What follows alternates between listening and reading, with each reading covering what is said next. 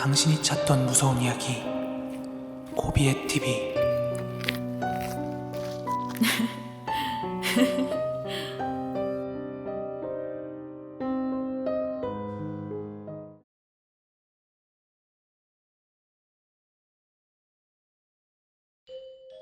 저는요 11년도 군번으로 원주에서 근무를 했습니다.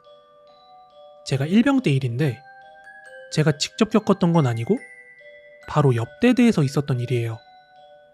저는 1대대였고요. 사고가 난 건 옆대대인 기동대대였습니다. 이 기동대대에서 큰 사고가 하나 있었는데 이게 무슨 사고였냐면 얘네가 작업하려고 산에 들어가는데 시골 논두렁 같은 곳에 운전병 실수로 차가 그 논두렁에 빠졌다는 거예요. 다행히도 거기 타고 있던 애들은 빠졌을 당시에는 하나도 안 다쳤고 무사히 다 내렸다고 합니다. 여러분들 그거 생각하시면 돼요. 그 군인들 이렇게 트럭 뒤에 이렇게 나란히 앉아가지고 가는 그 큰 트럭 있잖아요. 그거 생각하시면 됩니다. 근데 문제는 한쪽 도랑에 빠져서 기울어져 있는 그 2돈 반 트럭을 어떻게 빼느냐가 관건이었어요. 운전을 했던 운전병은 병장이었고요. 같이 선탑하던 소대장은 운전병이랑 꽤 친했던 사이였다고 합니다. 근데 당시 제가 알기로 훈련 도중에 운전사고 낸 운전병은 100% 징계를 먹거든요. 그걸 알고 있었던 소대장은 이걸 상부에다가 보고하지 않고 이 차를 어떻게든 빼내려고 위험한 거 알면서 병사들한테 그 기울어진 2돈 반 트럭을 논두렁에서 들고 밀어서 빼내려고 한 거예요. 심지어 그쪽 시골 주민들한테 경운기까지 동원하려고 했다 그러더라고요. 근데 그게 2돈 반이 사람 힘으로 들 수 있는 차가 아니에요. 그래서 운전병이 차를 엑셀을 밟고 병사들이 붙어가지고 밀어서 빼는 방법을 시도했다고 하는데 여기서 문제가 생깁니다. 병사 20여 명이 그 차를 미는데 그 2돈 반이 마을 전봇대에 지탱하고 있는 상태였는데 그 전봇대 근처에 있는 병사가 차가 이렇게 밀면서 들썩들썩 할 거 아니에요? 그렇게 들리는 과정에서 팔이 끼인 거예요. 그리고 그 상태에서 차는 또 미끄러지면서 그 팔을 뭉개버렸고 차가 뒤로 밀리는 와중에 계속 엑셀을 밟은 거예요. 바퀴가 헛돌았겠죠? 거기에 그 병사의 몸이 끼이고 머리가 빨려 들어가면서 박살이 난 거예요. 그 병사는 거기서 즉사했습니다. 이 사건 이후에 그 소대장하고 운전병은 육군 재판을 받았고요. 운전병 지휘하던 소대장의 과실이 인정이 됐습니다. 그래서 그 사람은 교도소에 갔어요. 근데 문제는 이 기동대대에서 죽은 병사에 대한 소문이 미친 듯이 퍼날라지고 있었다는 것이죠. 그리고 무서운 건 그 병사의 목격담들이었습니다. 야간 근무교대하면서 봤다는 둥, 그 장면을 목격한 소대 애들이 정신적으로 충격받아서 그런 거라고, 일부러 의가사제대하려고 수쓰는 거라는 등 그렇게 의심도 받고 그랬다고 합니다. 그래서 그 사건 때문에 소대 애들은 다 뿔뿔이 전출 보내졌고 사건이 잠잠해져 가는데 믿을 수 없는 사건이 하나 터졌습니다. 어느 날이었는데 누가 휴가 복귀를 하는데 위병소에 보고되지 않은 인원이 복귀한다고 서 있었대요. 그래서 그 부대 위병조장이 기동대대 지통실에 전화를 했다는 겁니다. 그래서 그 기동대대 당직 사관이 병사 이름하고 군번을 물어봤는데 그 죽은 병사의 이름을 대더랍니다. 그래서 위병조장이 돌아서 그 휴가 복귀한다는 인원 다시 이렇게 찾아봤는데 어디 갔는지 사라졌다는 거예요. 찾질 못하고. 그래서 기동대대에 소문이 또 쫙 퍼졌습니다.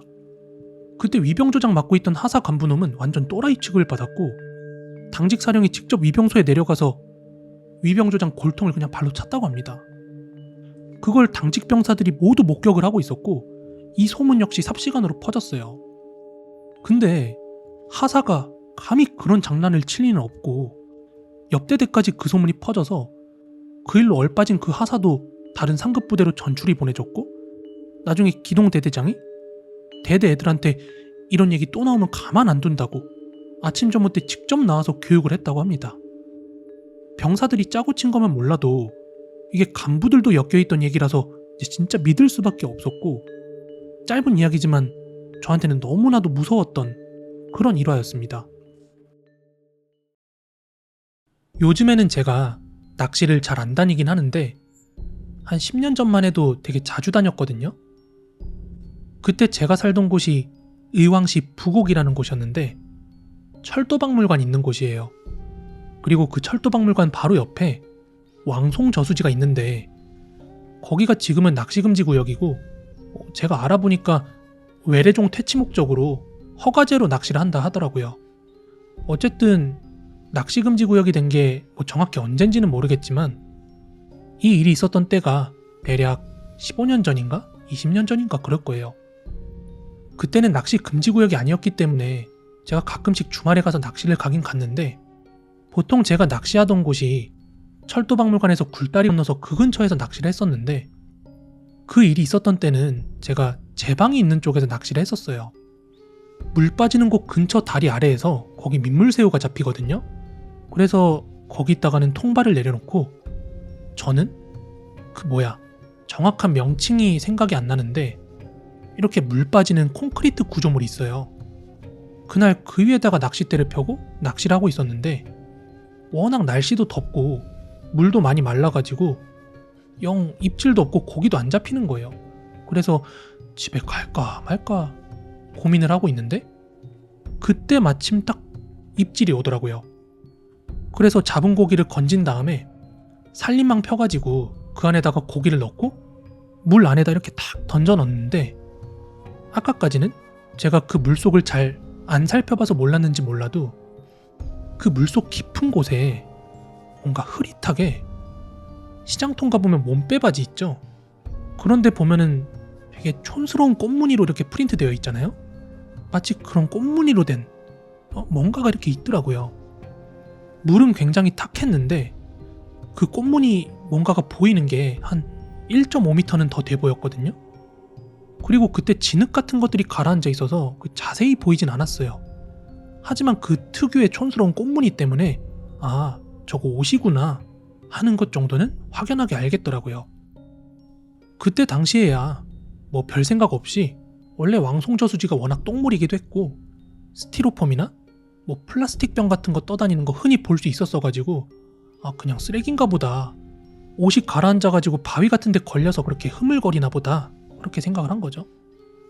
그리고 시간이 지나서 한 노을 질 때쯤에 이제 더 이상 고기도 안 잡혀가지고 어두워지기 전에 집에 가야지 하고 낚싯대를 접고 제가 꽂아놨던 폴대를 그 갈라져 있는 콘크리트 틈에서 뽑아가지고 물에 한번 헹구려고 물에 넣고 그걸 막 이렇게 휘젓는데 그때도 그 꽃무늬 옷 같은 게 보이는 거예요. 그래서 그걸 한번 건져보려고 이렇게 폴대로 옷을 건드렸는데 이게 건드린 느낌이 옷을 건드릴 때처럼 하늘하늘거리는 천을 건드리는 게 아니라 뭔가 묵직한 걸 건드는 느낌이 나더라고요. 그래서 한참을 찔러도 보고 밀어도 보고 이렇게 흔들다 보니까 그 옷에 달라붙어 있던 먼지나 진흙 같은 잔해들이 떨어져 나가면서 사람 형상이 나오는 거예요. 그 전까지는 단순히 진흙바닥이라고 생각을 했었는데 이게 누가 봐도 못 알아볼 정도로 막 이물질이 붙어 있었고 오직 그 특유의 촌스러운 꽃무늬만 보였던 거거든요.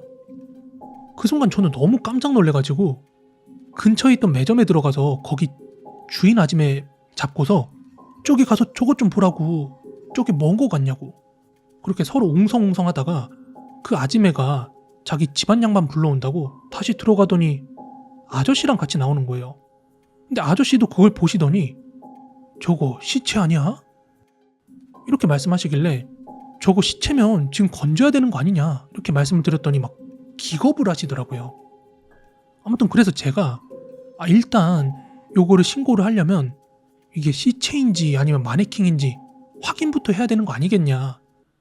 내가 물에 들어갈 테니까 아저씨는 위에서 좀 받아달라고 그렇게 말씀드리고 제가 물속에 들어가서 그걸 건졌는데 물이 생각보다 너무 깊어가지고 제가 이렇게 턱을 위로 치켜들어야 간신히 물이 들어갈락 말락 그 정도였습니다. 아무튼 그 정도로는 제가 손이 닿질 않아서 이제 물속으로 잠수를 해서 건져냈는데 그게 상상 이상으로 무겁더라고요. 불어가지고. 그리고 거기 똥물이라고 했잖아요. 그 똥물이 눈이랑 입에 막 들어갈까봐 눈도 꽉 감고 입도 다물고 이렇게 그걸 끌어올렸더니 그 순간 아저씨하고 아줌마가 으익 엄마야 하면서 놀라더라고요. 그래서 저는 그 시체를 끌고 나오면서도 빨리 위에서 그걸 끌어올려주길 바랬는데 그 무거운 걸 계속 안 건져주니까 저는 똥물이 입에 들어가는 걸 감수하고 아저씨 빨리 건져요 이러면서 소리를 치니까 아지매가 옆에서 시체야 시체 막 이러면서 호들갑을 떨더라고요.